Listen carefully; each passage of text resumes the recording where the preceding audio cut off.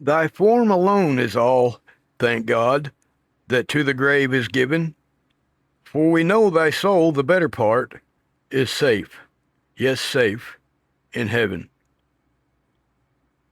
That's kind of a cryptic epitaph, especially considering the story I'm about to tell you about the Talbot County Werewolf.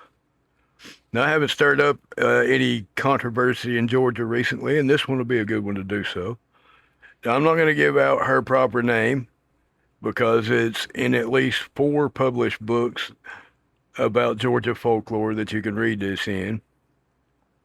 But she was the daughter of a very prominent local family in Talbot County, and she was eccentric to say the least.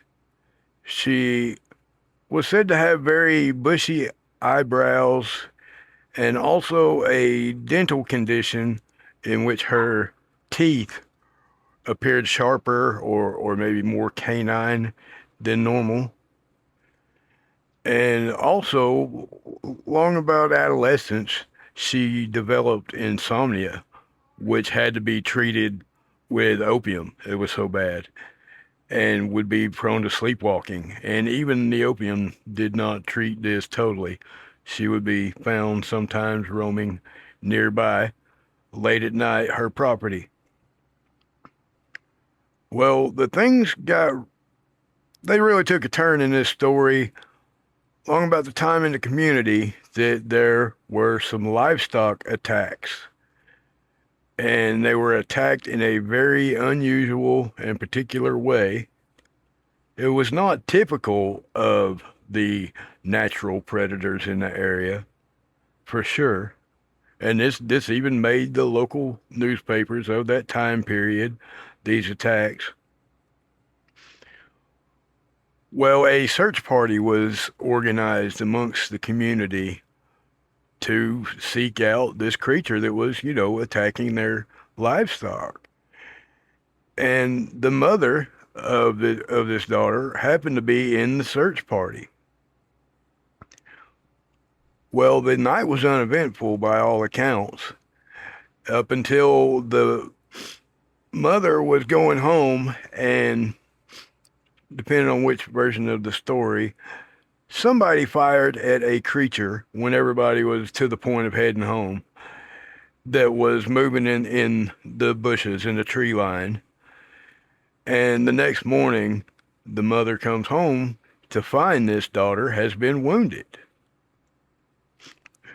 Very coincidental, do you think? And it doesn't look much better that shortly after, mom sends this daughter overseas to Europe to be treated for a mysterious medical condition.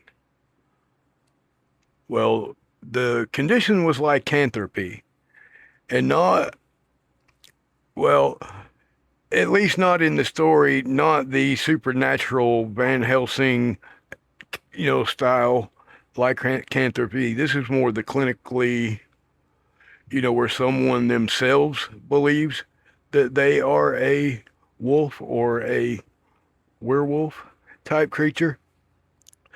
This is more that, and I really think I think that's where I fall on this story, is that whether anyone else believes that this girl was a werewolf or not, there was definitely at least a point in time where she herself was convinced that she was a werewolf. Well, after this trip to Europe, she returned. And lo and behold, when she was sent away, these livestock mutilations and slaughters magically stopped, just stopped happening. And anyone knows animal behavior knows that, a predatory animal, when they get into the habit, get into the cycle of attacking livestock, they don't just get out of that habit. They have to basically be put out of that habit. Well, there were no articles in the newspaper about apprehending any kind of large predator in the area at the time. So anyway, these stories just went away whenever she was sent overseas, and lo and behold, when she comes back, she's cured. She's cured of this mysterious disease and lives out a long and pretty uneventful life from that point afterwards. As a matter of fact, in her obituary, they speak favorably of this lady. But anyway, I would encourage you to do your own research on this one. Like I said, The Werewolf of Talbot County, it's in at least four published books on Georgia folklore. So just check out the story for yourself. That's been Jay's Haunted Appalachia for tonight. Keep sending me your stories and suggestions, guys, and keep Appalachia haunted, y'all.